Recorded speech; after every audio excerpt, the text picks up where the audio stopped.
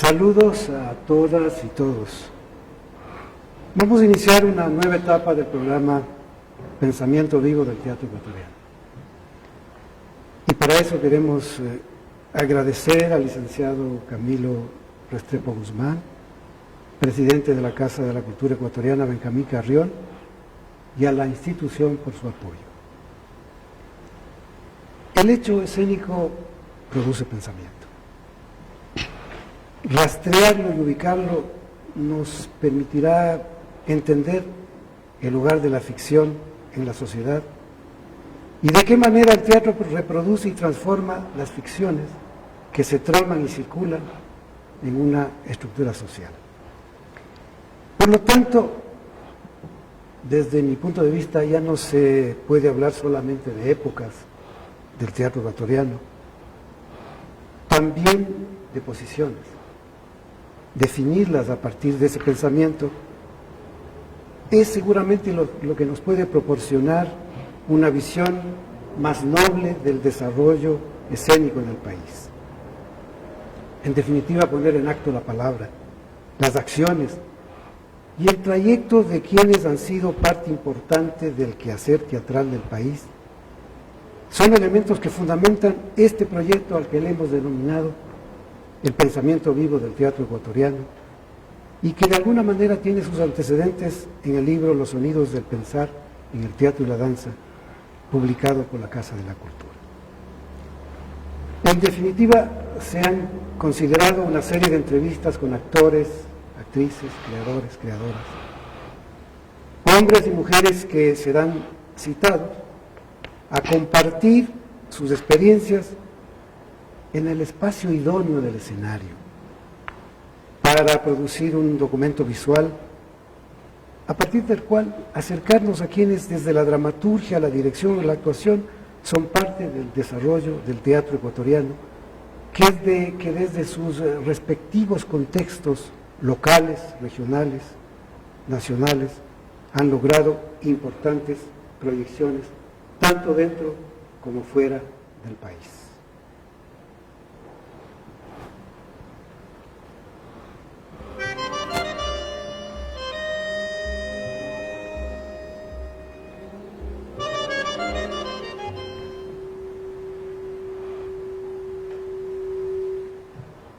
Víctor Hugo Gallegos, actor, dramaturgo y director de teatro con más de 50 años de experiencia, fue siempre un confrontador con el orden establecido, la normalización, hasta las costumbres. Ecuatoriano, quiteño, vive en el centro de Quito desde siempre. Y nació a pocas cuadras de los golpes de Estado. Gracias, Víctor, por aceptar esta invitación a ser parte del programa Pensamiento Vivo del Teatro Ecuatoriano, una coproducción de la Casa de la Cultura para esta nueva edición 2020. Saludamos también a quienes en estos momentos nos están viendo a través del Internet y a quienes lo harán más adelante. Víctor, para iniciar este diálogo, estamos en un momento tal vez extraño o anómalo, especial, en el que el primer grito que se escucha es para rechazar todo lo que ahora huele a ficción. Estamos hablando seguramente de los nuevos epígonos, que siguen a pie juntillas las tendencias o estilos de algún maestro de escuela, o seguramente estoy equivocado en la apreciación. ¿Cuál es tu punto de vista, tu parecer? Bueno, gracias, Santiago. Esta oportunidad es inmensa, es inapreciable.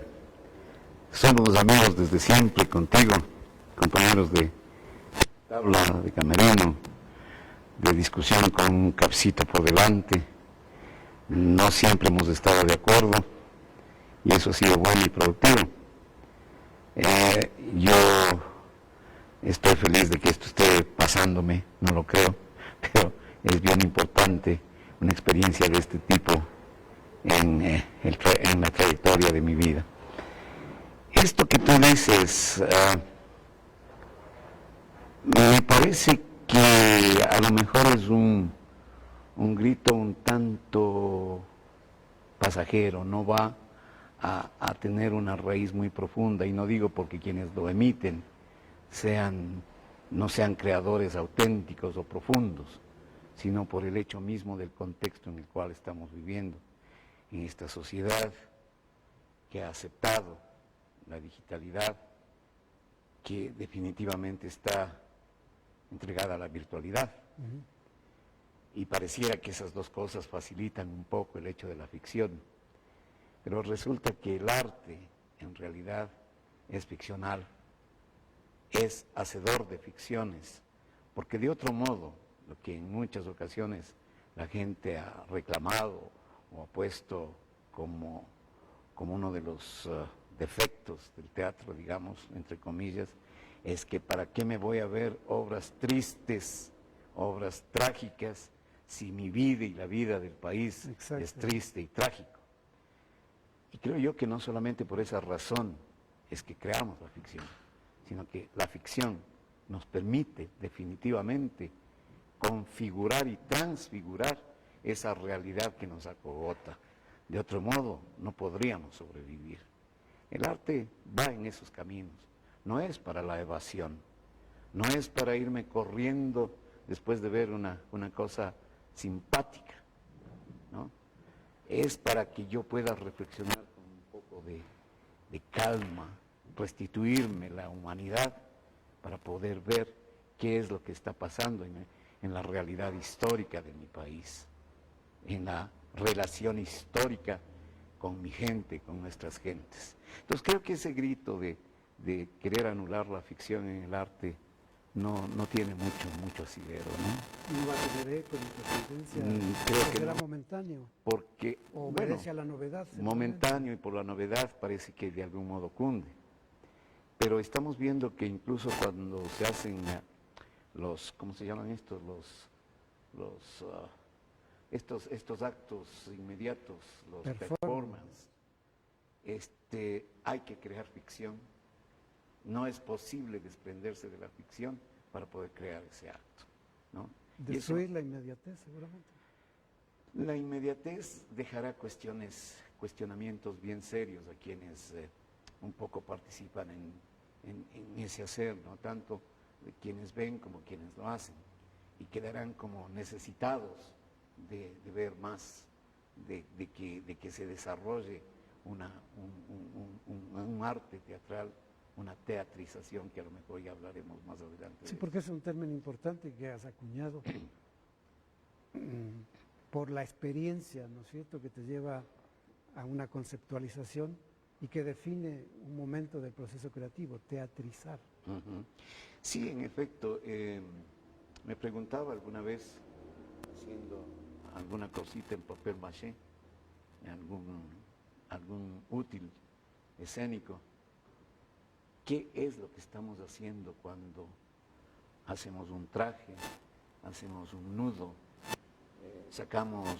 lijamos una espada o llenamos de clavos a una madera para hacer un banco, como me diría Antonio Ordóñez de alguna vez? ¿Qué estoy haciendo? Estoy teatrizando para crear la ficción sobre el escenario, una ficción que voy a compartir con el público, ¿no es cierto? Es decir, esa teatrización, esas elaboraciones, la actuación, el vestuario, la producción de la voz, sus diferentes aspectos, en fin, todo lo que hacemos en el escenario siempre está siendo pensado para un público. Y en esa relación que ya lo teatrizado produce con el público es que estamos frente a la teatralidad. Si la teatralidad no es la elaboración de puertas para adentro en el escenario, es ya esa relación con un público, como lo conversábamos alguna vez contigo. Teatrizo, el verbo teatrizar me parece bien importante. Hago todas mis cosas en maché, con engrudos, con clavos, con las cosas digitales, instrumentos que hay que incorporar en la elaboración teatral, y definitivamente entro en relación con el público y se ha producido la teatralidad. Y si pudiéramos aceptar que hay un mapa del teatro ecuatoriano, seguramente también deberíamos reconocer que hay muchas tendencias y estilos, pero que son poco medibles. Por lo tanto, los creadores, siguiendo ciertos impulsos e instintos, van de un lado a otro, no sé si explorando, buscando. Creo que eso. Creo que el desarrollo del teatro ecuatoriano, como notabas al comienzo, no puede ser medido en un desarrollo lineal, ¿no es cierto? Eso sería idealismo. Conforme avanzamos en el camino, nos vamos desarrollando y somos mejores en un desarrollo lineal. No hay tal. Si yo pienso, y por toda la experiencia que hemos vivido, que se ha bifurcado con una serie de raíces por la sociedad. Lo rizomático que llaman. Lo rizomático, exactamente. Y entonces en ese plano se han buscado caminos, se han encontrado caminos, se han rechazado caminos, se han rechazado formas, se han aceptado otras, se han dejado a medio camino un montón de cosas que se han empezado a hacer, pero definitivamente eso ha producido lo que tenemos ahora en el teatro, ¿no? Es decir, hay gente muy valiosa haciendo cosas muy, muy importantes. Y jóvenes importantes. Y jóvenes, ¿no?, muy importantes en el trabajo, ¿no? Víctor, esta ya es una pregunta capciosa, de alguna manera. Bueno, todas han Para sido. variar. Para variar, sí. ¿Hay que poetizar todo? Recuerdo que alguna vez me dijiste que querías ser poeta a toda costa, recalco, a toda costa, ¿no? Y tu justificación o tu reflexión frente a eso era, para alimentar la rebelión, vuelvo a subrayar esto, y porque te habías dado cuenta que vivías una vida demasiado sometida a las reglas. Estoy juntando varias cosas, por supuesto, ¿no? Pero hay que poetizar todo. ¿No se produciría eso o no provocaría eso una suerte de evasión respecto de algunas cosas? Es decir, no creo que eso, yo me haya referido en el sentido de la evasión. Cuando, no, estoy ahora sí, contraargumentando. Pero pienso que no lo pensé en esos términos, sino que la poetización de las cosas, del mundo, te permite una profundización en la mirada que le echas, en la participación con la que vas y haces tu vida en la sociedad. Entonces pareciera que el arte es un non plus ultra, es decir, es lo único que podemos hacer para vivir. No creo que ese sea tampoco el camino, ni esa la opción. Pienso que el ser humano, y ya como metáfora, se vuelve poeta el rato menos pensado. A lo mejor ahí está ese a toda costa. Ahí está eso, sí. Cuando uno contempla un suceso, tiene una vivencia y de pronto le permite un crecimiento espiritual y procura una palabra que exprese esa experiencia, estamos en ese camino. Sin necesidad de ser poeta con nombre, con libro publicado, ¿no? Es decir, creo que esas sensaciones que todos los seres humanos tenemos de una honda profundidad, valga la redundancia, ese irse hasta el fondo y salir, pero como lleno de vida, así la experiencia haya sido trágica, ¿verdad?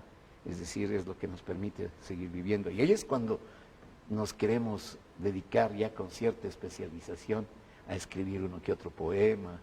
Que quedan generalmente guardados, ¿no? Que quedan guardados. Porque en tu caso... Sí, desgraciadamente no me atrevo, ¿no?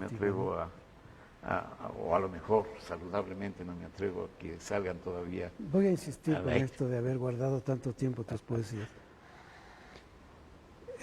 Porque en el ámbito de las percepciones, porque de eso hemos comenzado a hablar, de la sensibilidad, de la subjetividad, ha sido el hacer poético el que ha permitido al ser humano organizar el mundo de la vida o interpretarlo. Yo creo que sí. Hay ese término griego, poiesis, ¿no es cierto?, que es la elaboración, la labor, el trabajo. No me refiero solamente al trabajo en las distintas formaciones sociales ni cosas por el estilo, sino a las actividades que el hombre hace con sus manos, con su alma, está siempre en esa relación dúctil, dialéctica de trabajar con el corazón, con la mano, con el pensamiento, de dirigir una mirada, de enamorarle a alguien, en fin, todo esto que vamos haciendo, ¿no es cierto? Entonces, estas elaboraciones son las que crean la condición humana. No es el problema de la naturaleza humana exclusivamente, ¿no es cierto? Esta especie de sustancia, a lo mejor inapelable o invisible que anda por ahí, sino que el ser humano, con estas elaboraciones, la poiesis, va creando la condición humana y va creando sus posibilidades de existencia y de comprensiones, ¿no? Vamos a darle un giro político a esta conversación. Dios. Y te pregunto, Perdón. si acaso la rebeldía debe tener una forma. Porque también dijiste, y te cito, la vena artística y la utopía me tenían obnubilado, dijiste. Es una cita textual, ¿no? Sí, ya recuerdo. Es decir, como anotabas al comienzo de esta entrevista, yo nací a 2 cuadras de los golpes de Estado, Claro. ventajosamente, es decir, en la calle Venezuela y Mejía. Estuve siempre ahí, en todos los bochinches, en todas las broncas, en todas los levantamientos, en fin. Y esto me iba convirtiendo en un ser medio, ¿cómo te diré?, entre atraído por la vida política y entre que rechazaba esto por la comprensión que iba teniendo de la relación política de nuestro país, ¿no? Es decir, el hecho de que siempre hayamos estado en manos de partidos que no hicieron sino remar para el lado de la dominación y evidentemente convertirle al país en un país subalterno, en un país secundario, en un país dominado.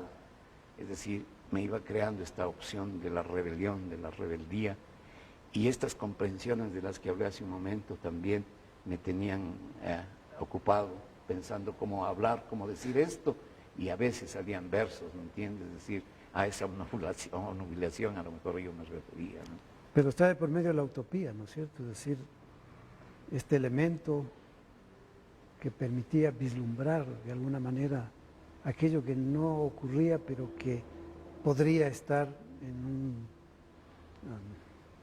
futuro cercano. Claro, la Revolución Cubana me cogió todavía muchachín, pero ya empecé a entender esta opción humana, empecé a ser un necesitado de esa opción humana, de esa opción social, de esa posibilidad histórica. Y ahí empezaba esta búsqueda del camino para que nuestro país también se transformara en esos términos y pudiéramos seguir otras posibilidades de vida histórica, de vida económica, de vida política, porque desde siempre estuve harto de toda esta cosa de la partidocracia, de todas estas cosas de las oligarquías, etcétera, y pensar en esa posibilidad de un mundo mejor, un mundo distinto, crear una condición humana de otra manera, donde no esté subordinado todo el tiempo, ni subalternizado, que me manden siempre a comprar los tabacos, no, que ya basta. Sin alusiones a nadie, ¿no es cierto? Sin alusiones. Si pudiera concebirse alguna ciencia de la estimación, como sostenía José Edmundo Clemente, con toda seguridad esa ciencia estaría ligada a los números. Y los números no pueden estar solos cuando se procura establecer algunas relaciones. Por eso quiero preguntarte, ¿qué pondrías al lado de algunos de esos números que nos hablan de más de 50 años de actividad artística continua y permanente y con toda seguridad terca? Miembro del Teatro Ensayo desde 1969 hasta 1982 como actor, dramaturgo, director, fundador del Teatro Estudio de Quito en el 1986, después docente universitario, etc. Pero Víctor Hugo Gallegos, ¿qué pondría en términos de esa ciencia de la estimación? ¿Qué pondrías al lado de esos números que van un poco configurando tu trajín, tu trayecto? durante todo este Claro, tiempo. es decir, se habla muchas veces del bichito del teatro, por ejemplo, o del bichito Como del una fútbol. picadura, algo así. Sí, es como si se te hubiera metido algún insecto que te va parasitando, ¿no? Es decir, Claro. y que no te deja vivir de otro modo, sino a costa de su dominio. No, no, no. En el arte no creo que sea posible vivir conscientemente porque tengo un bichito que me picó y ese bichito me obliga a Claro. vivir de ese modo. Creo que es esa producción paulatina, continua, o con rupturas, con enojos profundos, con dolores terribles, con alegrías enormes, con frustraciones, en ocasiones con sensaciones castrantes, etcétera, Desarraigo, ¿sabes? desarraigos, que te va produciendo una terneja voluntad de seguir haciendo. Es decir, ya no es solamente hechura del parásito, Claro. ya es hechura de una conciencia y por eso persistes, ¿no? En este punto, Víctor, te invito a ver y escuchar un testimonio sobre tu perfil.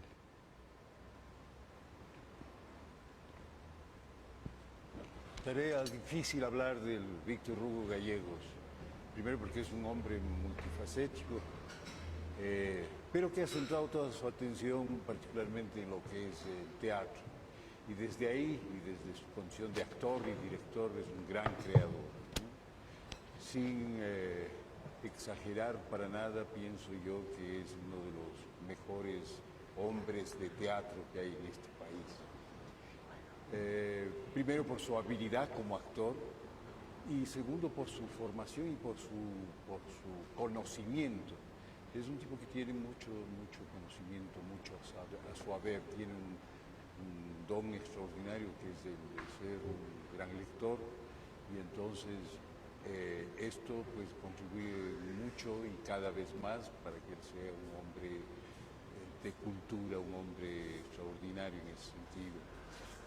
Luego después yo he tenido la experiencia y la oportunidad de trabajar mucho con él en calidad de director yo, él de actor, o al revés también, algún rato hicimos el Macbeth donde él dirigió y que fue una experiencia muy interesante. Él al comienzo no quería dirigirme a mí porque a lo mejor tenía un poco de inhibición, yo había sido su profesor, había sido su director, y entonces le costaba un poco dirigirme a mí, pero yo fui muy severo con él, le obligué a que asuma su papel de director. Él es un hombre muy inteligente y pudo hacerlo y además una rica experiencia, una gran experiencia. Y cientos de experiencias más que a mí me vienen a la memoria de la participación de Víctor Hugo, primero en Teatro Ensayo y después en la Universidad Central, en calidad de profesor de la Facultad de Artes. Hay obras extraordinarias que hicimos con él, empezando por Huasipungo, que fue un hito y fue un fenómeno muy especial en este país, una novela tan afamada, tan especial, tan criticada también, ¿no? En los 70 se criticaba mucho Huasipungo, se decía que Jorge Casa veía al indio con ojos de pequeño burgués y entonces había que luchar contra eso también. El asunto era plantear la condición del indio en esa época y en esta época. Y entonces Víctor Hugo hizo el protagónico sin que haya tomado él esto, porque en el Teatro Ensayo mucho contaba esto de no ser estrellas, de no ser protagónicos de nada, sino de ser aportes permanentes al teatro ecuatoriano, ¿no? Bueno, en definitiva hay como un tono de acusación, pero también de acusación porque Antonio dice que te resistías a dirigirle y él finalmente apeló a tu creatividad, a tu Siempre me ha dicho, solidez profesional y finalmente... pero es que te imaginas, Santiago, después de haber sido subalterno de Antonio Ordóñez, tener que dirigir es gravísimo. Pero en el caso de Macbeth eso creo que funcionó muy bien, ¿no? Macbeth fue una gran experiencia, una gran experiencia. Bueno, es un perfil que ha hecho Antonio Desgraciadamente no pude cariñoso. escuchar bien lo que decía en el monitor, pero agradezco infinitamente. Sé que él, a más de haber hablado sobre lo de Macbeth, habrá dicho una que otra cosa interesante sobre Que eres un el tipo abajo brillante, firmante. inteligente, como corresponde. Ok. Víctor, de alguna manera, ese primer impacto tuyo con el teatro apareció como si se tratara de una gran sorpresa, según lo acabas de decir. Y un poco volviendo a esos comienzos,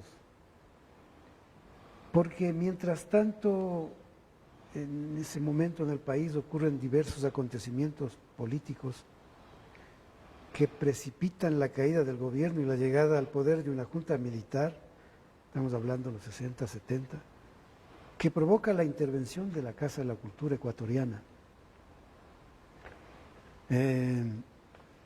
y el fin de la Escuela de Arte Dramático en la que habías comenzado a estudiar.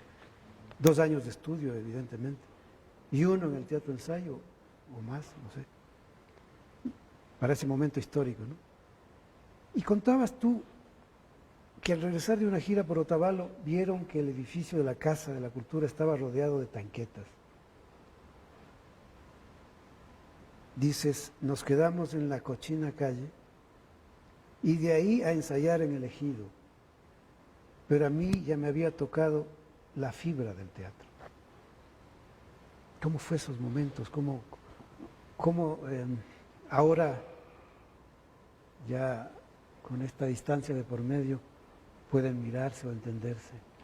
Claro, y sabes que volvíamos de la gira, vimos que la casa estaba rodeada, le dijimos al chofer, dele recto, porque no Pase de largo podíamos un poco, ¿no? venir a quedarnos aquí para que nos aprecien y cosas por el estilo. Pero claro, después vino el cierre del Instituto Ecuatoriano del Teatro, se quitó el presupuesto que había para el teatro, para la escuela, el teatro ensayo ya quedaba afuera, etcétera, el teatro popular.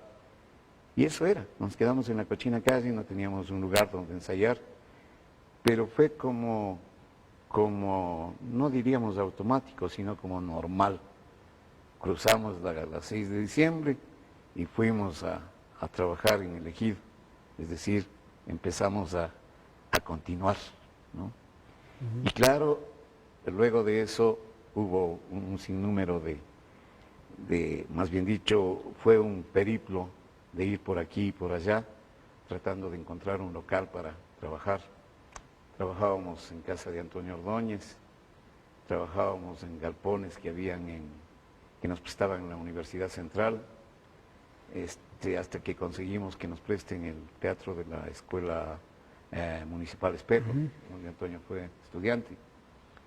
Y ahí permanecimos por un tiempo largo que pudimos hacer buenas cosas, juntarnos con grupos extranjeros, colombianos, y trabajar con ellos, en fin, ¿no? Es decir, pudimos continuar con el hacer sin que hayamos bajado la guardia en ningún momento. Teníamos dificultades serias, todos los miembros del grupo, en términos de economía, eso era un hecho. Teníamos que trabajar en otras cosas para poder ensayar y trabajar en el teatro. De ninguna manera eso es ni heroico ni cosa por el estilo, era simplemente que encontrábamos los caminos para continuar en el hacer teatral.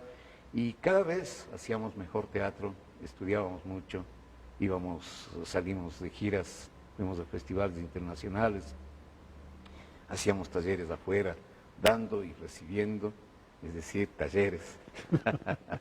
Entonces,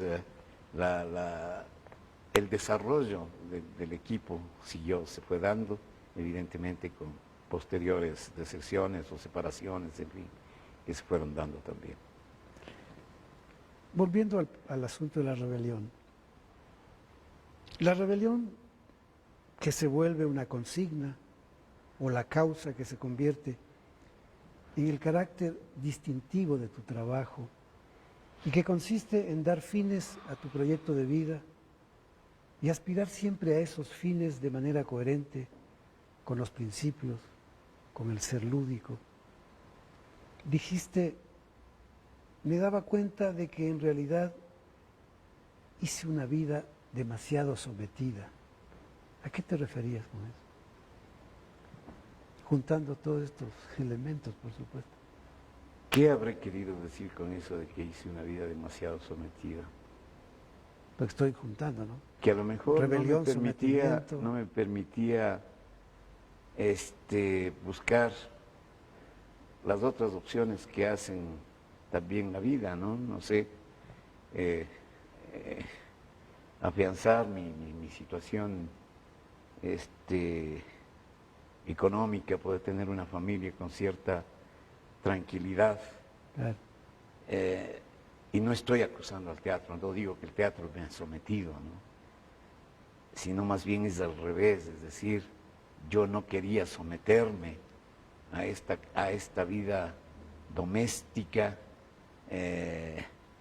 pequeño burguesa, digamos, que me obligue a andar flojito en el teatro. No me interesaba esto. Fue difícil todo eso, pero se superó. Porque claro, después tuve una oportunidad inmensa, fui a trabajar en la Universidad Central, en la escuela de teatro, y eso ayudó y mucho. Pero fuiste burócrata. Bueno, sí, entonces ahí estaba el sometimiento. Sí, hubo un tiempo que trabajé en una oficina pública, pero siempre estuve tentado de escribir una crónica, yo le llamaba así, crónica de la ventanilla número 10, porque se veían y pasaban tantas cosas. En aquella época fue una pretensión demasiado grande, nunca pude resolver esa relación del burócrata de este lado de la ventanilla y del público llegando por el otro lado. Ahora a lo mejor ya podría hacerlo con una cierta vida corrida, pero me causaba mucha dificultad resolver ese trabajo. Y el nombre es muy lindo, ¿no? Crónica de la ventanilla número 10. Yo no podía permanecer más ya en la burocracia, no me daba el cuero, hasta que tuve que renunciar y me fui, ¿no? Crucé el ejido, vine a parar a la Casa de la Cultura, ya era miembro del Teatro Ensayo, y aquí no sabía qué hacerme, cómo regresarme a quitar la renuncia de la oficina del jefe de personal, ¿no? Claro. Pero fue un paso importante porque eso ayudó a crecer. Siempre elegido de por medio, ¿no? Siempre elegido de por medio.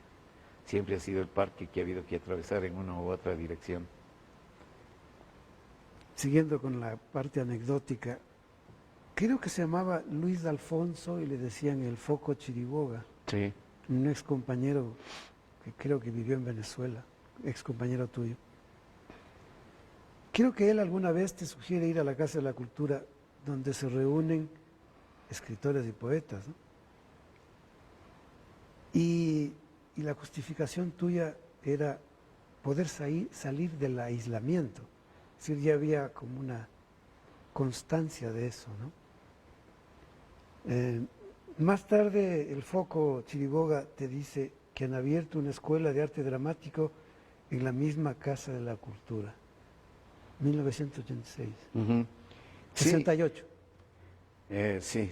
1968. 68.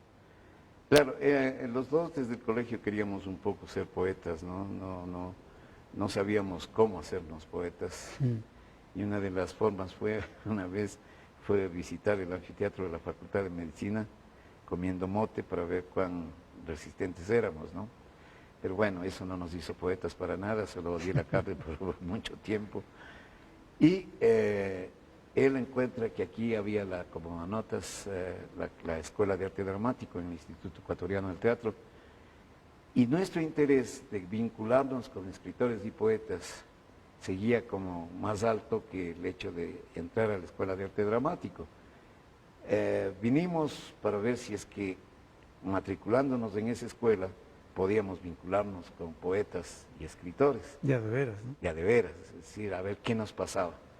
Pero resultó que la Escuela de Arte Dramático nos llenó de vida y nos quedamos, bueno, yo para siempre. Él se hizo poeta, es escritor, es ensayista ahora, trabaja en Venezuela, ha escrito algunos poemarios que le ha publicado la Casa de la Cultura y unos estudios sobre Octavio Paz. Pero yo me quedé con la escuela de teatro. Ok. Estamos en el programa El pensamiento vivo del teatro ecuatoriano.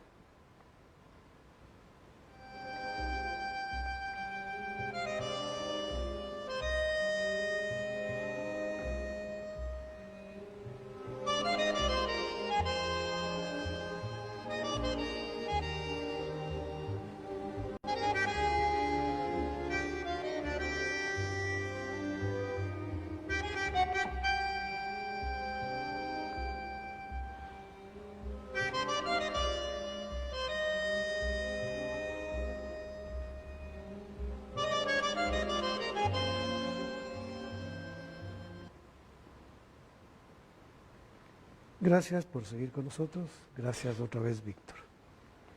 Viene el momento histórico del Teatro Estudio de Quito, que fundas después de 12 años de pertenecer al Teatro Ensayo, dirigido por Antonio Ordóñez. Y además el largo capítulo de la docencia en la Escuela de Teatro de la Universidad Central.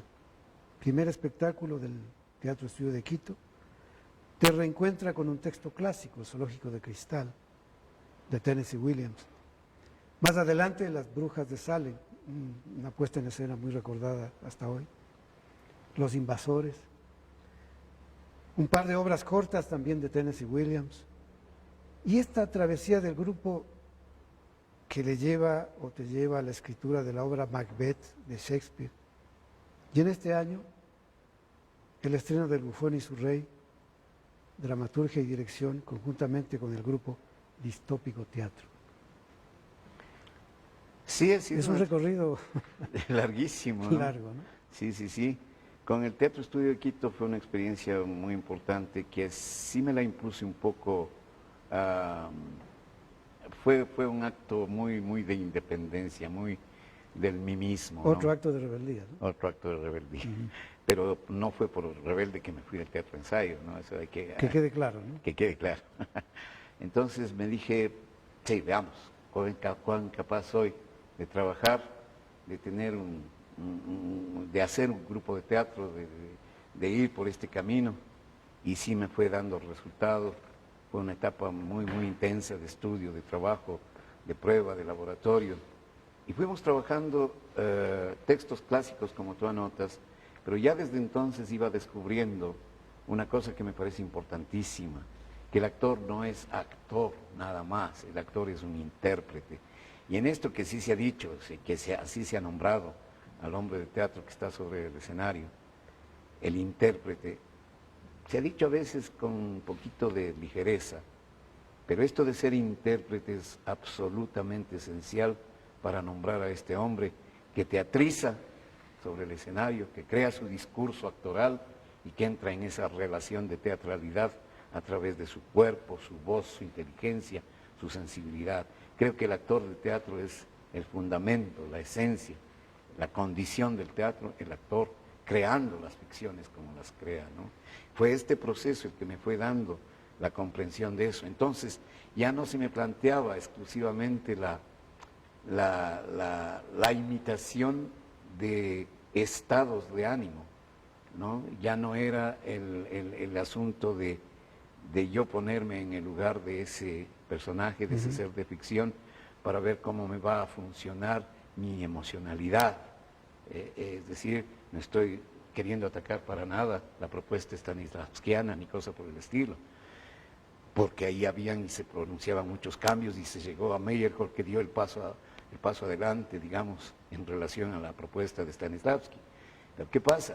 Que fuimos descubriendo aquí cómo se podía crear el gesto sonoro, la imagen sonora, con el manejo de la dicción, de la voz, sus matices, sus ritmos, sus melodías, sus volúmenes, sus alturas, ¿no es cierto?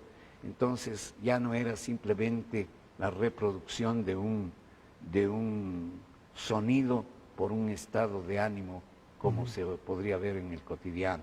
No, ya era la creación de un gesto sonoro en esos términos, porque ese actor ya había interpretado, creaba una forma de ver el mundo. Opinaba y se la entregaba en la teatralidad al espectador para que él vea qué hace con eso, ¿no? Fue un buen proceso ese tiempo. Y yo siempre he reconocido en Víctor Hugo Gallegos un laico, ¿no? Eras un laico a fondo.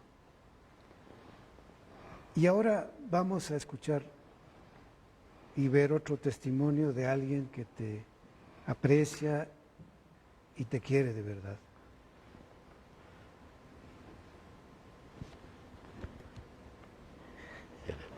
Establecimos una profundísima amistad y tomamos la sabia decisión de meternos de cabeza en la vida bohemia del Quito antiguo, y nos metimos demasiado de cabeza con todo lo que eso implica. Entonces, a los 6 meses o 5 meses que estuvimos en esa escuela de teatro, los egresados de la escuela en que él había estado, el hermano Miguel, en el centro, el presidente de los egresados le pide al jovencísimo Víctor Hugo Gallegos que haga una obra de teatro para los egresados del hermano Miguel. Entonces, como ya estábamos íntimamente relacionados, yo hasta dormía en la casa de él, era muy íntimo de la mamá, éramos más que uña y sucio, casi hermanos. Decide hacer una obra de teatro y escoge El médico a palos de Molière, una comedia de las más ligeras de Molière y muy linda la comedia.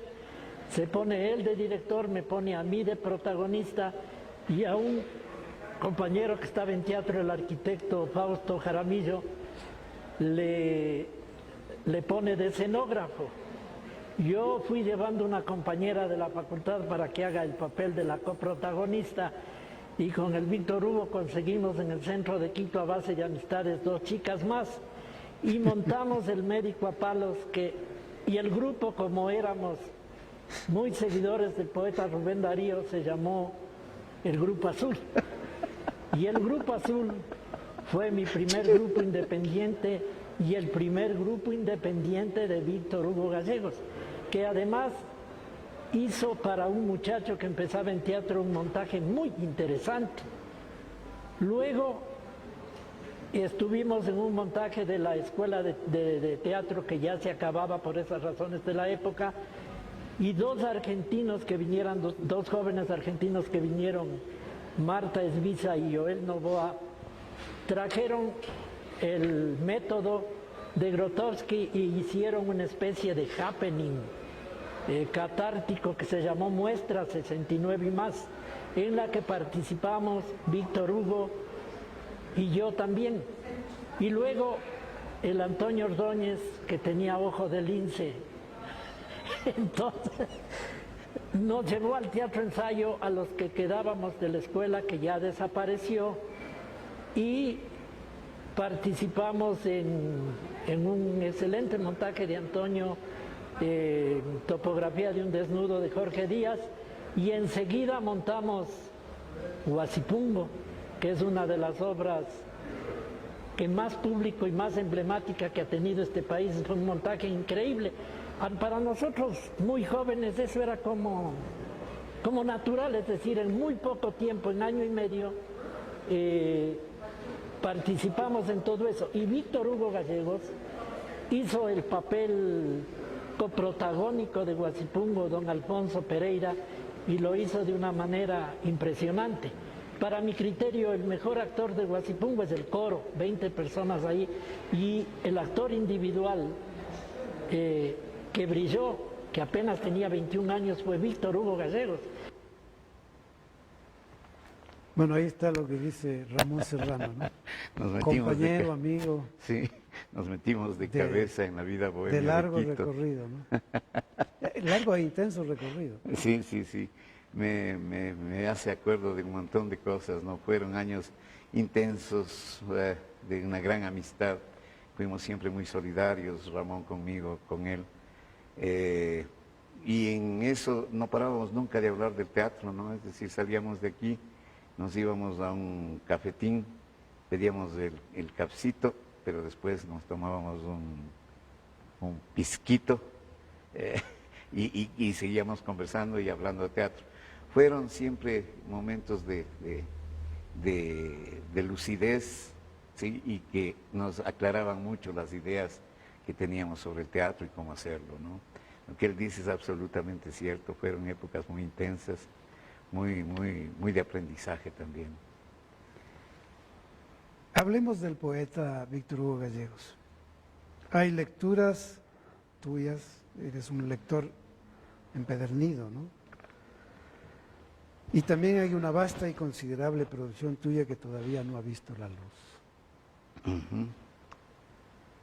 Yo no sé qué pasa conmigo. No me atrevo a que esa poesía, si es que se lo merece, vaya hacia un público. Creo que sí es mi obligación, si he tenido la opción en muchos momentos de escribir algo importante o significativo, compartirlo. Uh-huh. Pero tengo un poco de recelo, no sé. Tengo ese prejuicio, a lo mejor es prejuicio clavado en el alma, eso que dice, esto es poesía, esto no es poesía. Este sí es poeta, este no es poeta.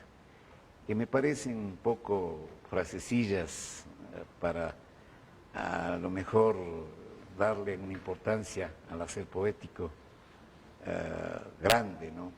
Pero la idea es que, y lo he hablado contigo, tú me has estado acicateando para que se publiquen estos poemas, que creo que ya son algunos ahora, ¿no? centenares, y me gustaría comprometerte ahora, para que hagamos una lectura de selección, si es que hay cómo, si es que hay material de dónde, y podamos publicar algo. Porque yo creo que esa parte escondida tuya se vuelve necesaria, imprescindible ahora, y que complementaría todo tu trabajo. Creo que sí, creo que sí. Queremos conocer al poeta Víctor Hugo Gallegos. Estemos juntos en este sentido, me parece, y puede ser con uno que sí es poeta, que se llama Antonio Ordóñez, de juntarnos. Poeta de a veras otra vez. Poeta de a de veras otra vez, es decir, juntarnos y ver si algo se puede hacer con eso.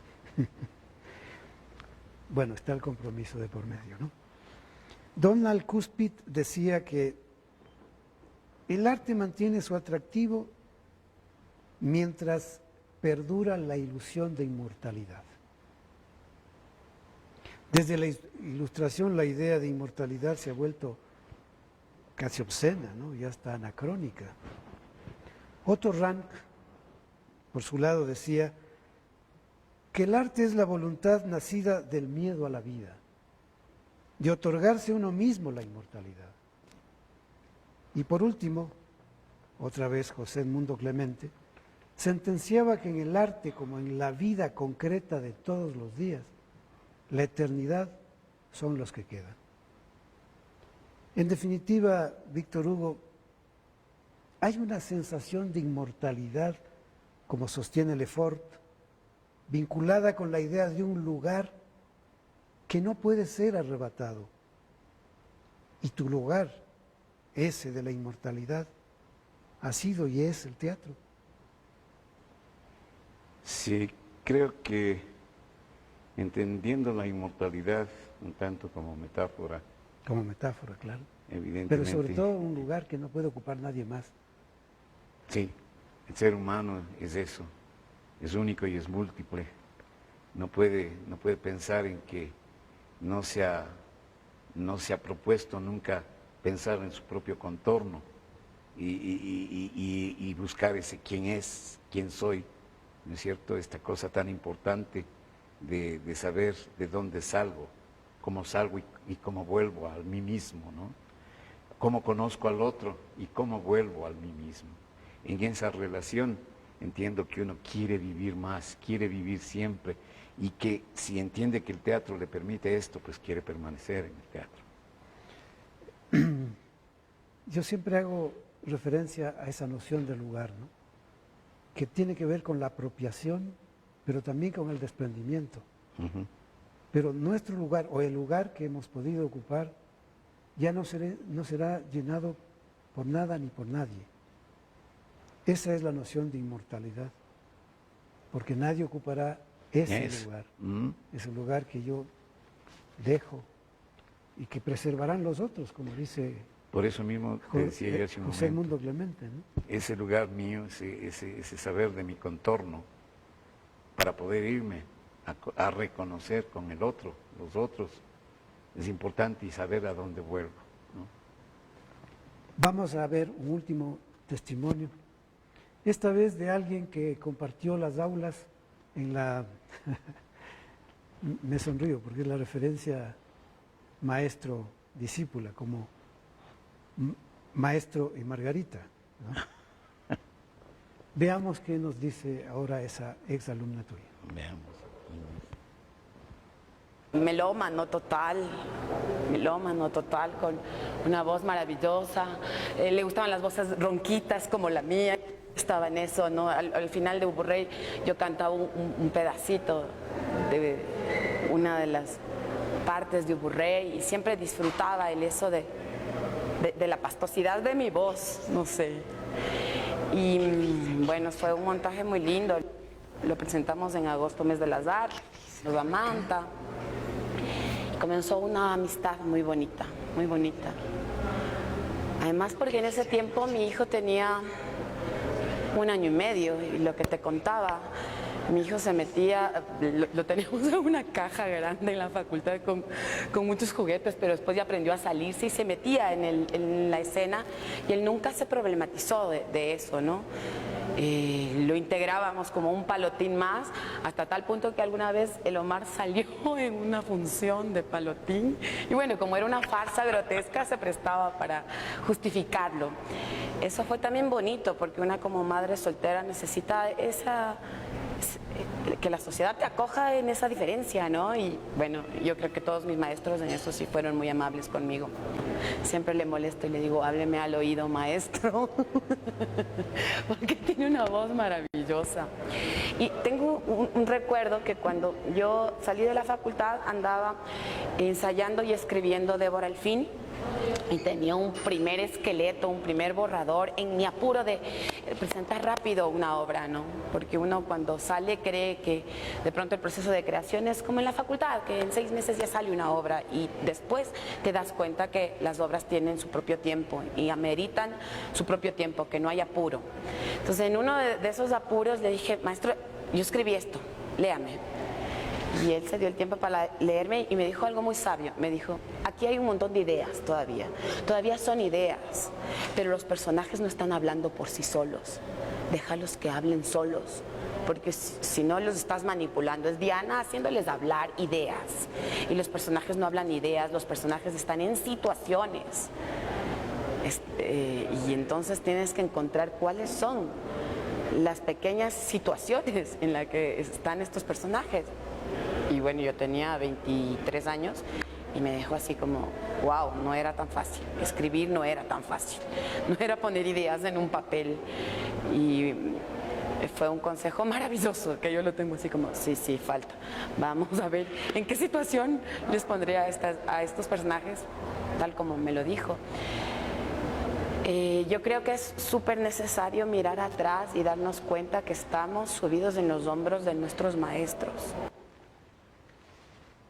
Bueno, ahí está este testimonio de tu ex alumna, ahora actriz y profesora en la Escuela de Teatro, Diana Borja. Ahí empiezan las inmortalidades, ¿viste? Es decir, cuántos estudiantes que yo les he dicho un poco por fregar, ¿viste? Por donde se peca se paga, los que ahora son profesores en la universidad, donde quiera, ¿no? Pero sí, es esa relación que no va a morir nunca, que posiblemente tu físico dejará ya de tener una imagen concreta en la memoria de quien quiera, pero que está subsistiendo y sobreviviendo y siguiendo y transformándose y transfigurándose en el mundo ese que a lo mejor se originó contigo, ¿no? Hemos recibido saludos de Sandra Inés desde Italia. Mira, ya nos están viendo allá al otro lado del charco. Dice Elo, saludos desde la Amazonía. Fabián Ortiz, saludos a mi padrino Víctor. Ah, qué maravilla. Hay que... Agradezco mucho a quienes nos han mandado este saludo y se los Hay que retribuyo con un abrazo. congratularse, ¿no es cierto?, Sí, da mucha alegría. de cómo las gentes están pendientes de tu trabajo, Víctor. Ujú. Ya vamos terminando. Voy a hacer una cita también tuya. Habías dicho, el teatro finalmente me ha disciplinado. Después de haber dicho lo que dijimos al comienzo, el teatro finalmente me ha disciplinado, pero como expresión vital, lejos de las sanciones y los estados de cuenta. Esos no caben en el arte. ¿Sigues pensando de la misma manera? Sigo pensando de la misma manera. Pero ya disciplinado, ¿verdad? Claro, la disciplina no es esta asunción de mandamientos, de reglamentos para un poco que la máscara social te funcione, ¿no es cierto? Es decir, no se trata de cumplir a pie juntillas lo que podríamos llamar el orden social que impone siempre. La disciplina, como en la cita me dices, es esta cosa de la condición humana que no te permites, contra la que no te permites ir. Estás siempre tratando de bogar porque la condición humana salga adelante, se supere, sea mejor. Entonces ya la disciplina es una cosa consustancial. Llegar a tiempo ya no es una virtud, es un hecho de existencia. Es justo lo que se tiene que hacer. Correcto. Voy a hacer una última cita, una última referencia. Esta vez he tomado algo que Pier Paolo Pasolini lo menciona en un libro que se llama El caos contra el terror, a propósito de lo que estamos viviendo ahora, ¿no? Son unos breves diálogos que él tiene sobre el cine y el teatro con un discípulo suyo que se llama Ninetto Davoli. Y esos diálogos, o ese diálogo comienza cuando Pasolini le dice a su discípulo, ¿qué es el cine, Nine? Y Ninetto Davoli le contesta, el cine es el cine. El diálogo transcurre e insiste Pasolini. Entonces, el cine es el cine. ¿Y el teatro qué es? Y Ninetto le contesta, el teatro es el teatro. Para mí todo es sencillo.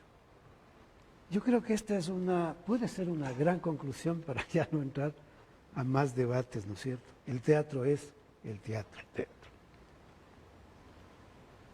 Ahora queremos entregarte este lote de libros que la Casa de la Cultura me ha pedido que te haga llegar. Estos son los sonidos del pensar. Hacíamos alusión al comienzo de esta tertulia. Una antología básica del cuento ecuatoriano de Eugenia Viteri, publicado aquí en la institución. Y finalmente, la música clásica, lenguaje de Dios a las almas, de Luis Galarza Izquierdo. Muchísimas gracias Para que lo tengas y lo presentes. a la Casa de la Cultura por esto, le agradezco infinitamente, y a ti por haberlos conseguido. Habrá más libros seguramente.